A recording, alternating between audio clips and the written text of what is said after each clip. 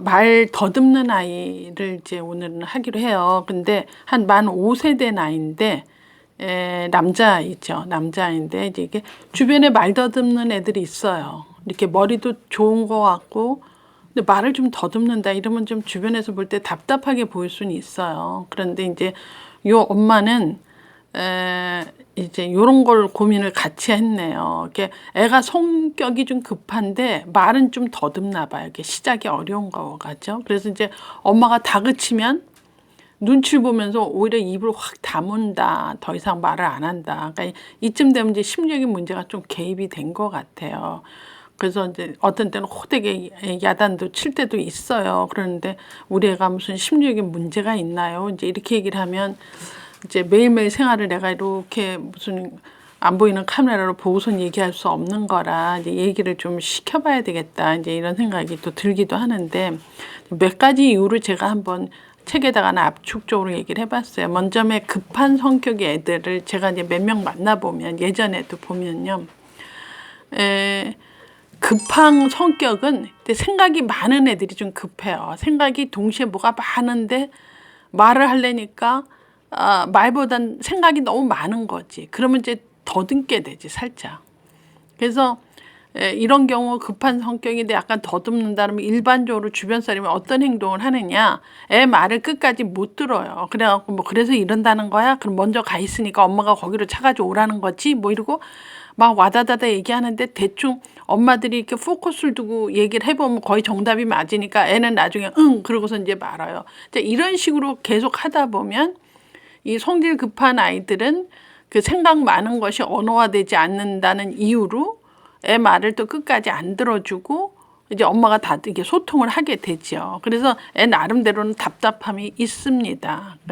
이미 엄마가 잘 코드를 맞춰줘서 이제 이렇게 문제 해결은 됐지만 사실은 이게 해결 방법은 애가 끝까지 천천히 말할 수 있도록 좀 기다려줘야 되지 않느냐. 이제 이게 제가 볼 때는 이제 해야 될 일이다 생각을 하죠. 그래서 이때 어머님들한테 내가 당부하고 싶은 거는 일단 요거는 급한 성격인데 언어적인 거하고 이렇게 좀 수위가 안 맞는 거다. 이건 심각한 문제가 아니다라고 생각하고 점점 좋아진다는 믿음을 엄마가 갖고 있어야지 됩니다. 믿음이 참 중요하고 그런 여러분들이 믿음이 있어야지 애하고 이렇게 서두른다든지 애 말을 가로채서 한다든지 하는 이런 일들을 하지 않고 인내할 수 있는 힘이 생겨요. 그럼 믿음 없이는 인내가 안 생기죠.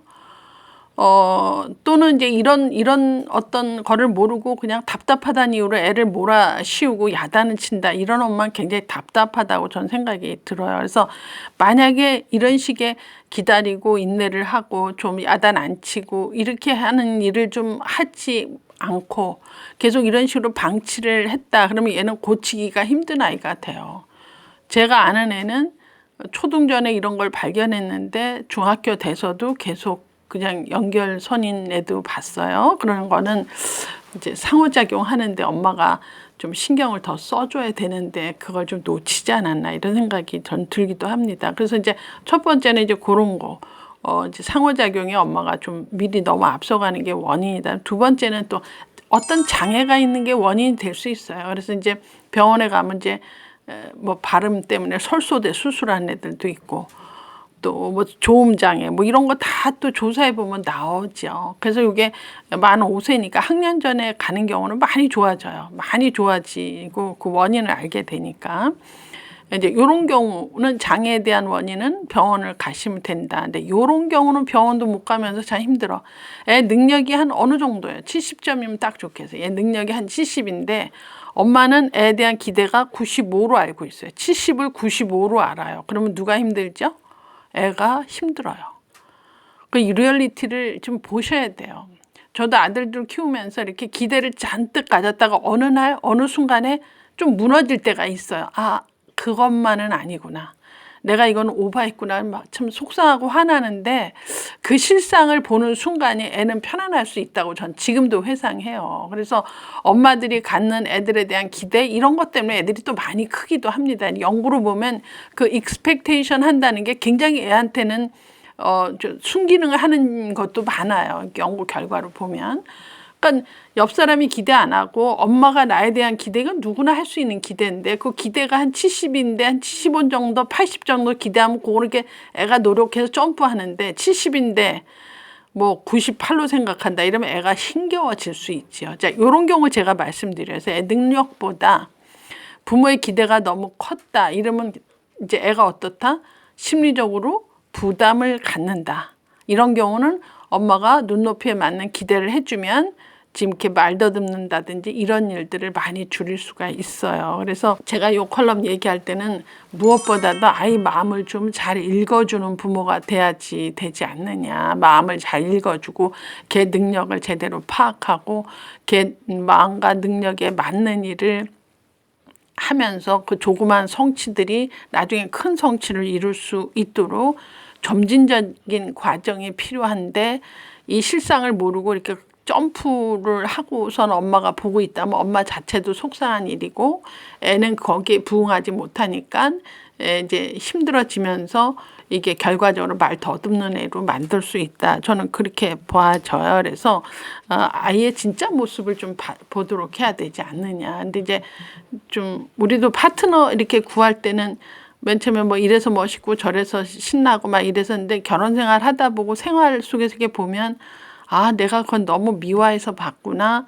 아 살다 보니 이거는 저 사람으로서는 그렇게 하기는 굉장히 어려운 거구나. 그래서 그 한계 같은 걸 느끼면서 측은해지면서 뭐 또 이해도 되면서 또 내가 그 사람을 위해서 할 일이 생기잖아요. 그렇죠? 그 잘 안 되는 사람하고 사니 내가 이건 해야 되겠다. 뭐 이렇게 그런 것처럼 나는 애에 대해서는 전폭적으로 부모가 애 실상을 아는 그 정답 찾는 것을 애가 어릴 때 빨리 느끼는 게 피차 그 간격을 줄일 수 있고 애가 부담을 느끼지 않을까 싶어요. 그렇다고 해서 엄마가 너는 그래 70점짜리밖에 안 돼. 대충 70점만 하다 인생 끝나라. 그렇게 얘기하는 사람은 없겠지만 걔 리얼리티를 알고 거기에 준해서 70점인 경우는 75점을 위해서 80점을 위해서 이렇게 해야지만 아직도 70밖에 어려운 애가 100점만 얘기하는 엄마를 볼 때 오히려 그런 애들은 좌절감 느껴요.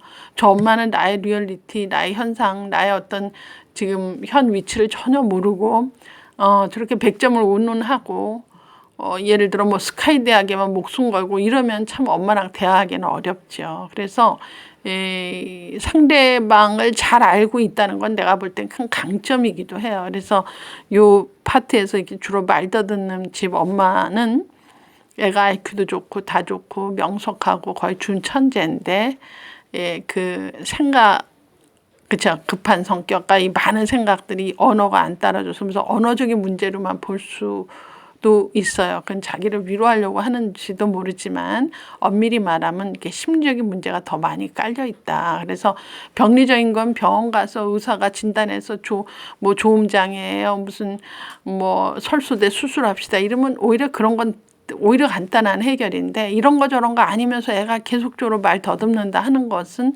제가 볼 때 애 그 어떤 현 주소, 애 눈높이, 애가 지금 애 실상이 뭔데 그 실상을 잘 모르고 너무 엄마가 이렇게 좀 오버하면 애가 그 오버한 거를 이게 성취가 안 될 경우에 굉장히 이런 이상행동이나 힘들어질 수 있다. 저는 그렇게 봐지고요. 저는 이제 요 컬럼 얘기하면서 꼭 하고 싶은 거는 엄마들이 보고 싶은 대로 보시면 안 돼요.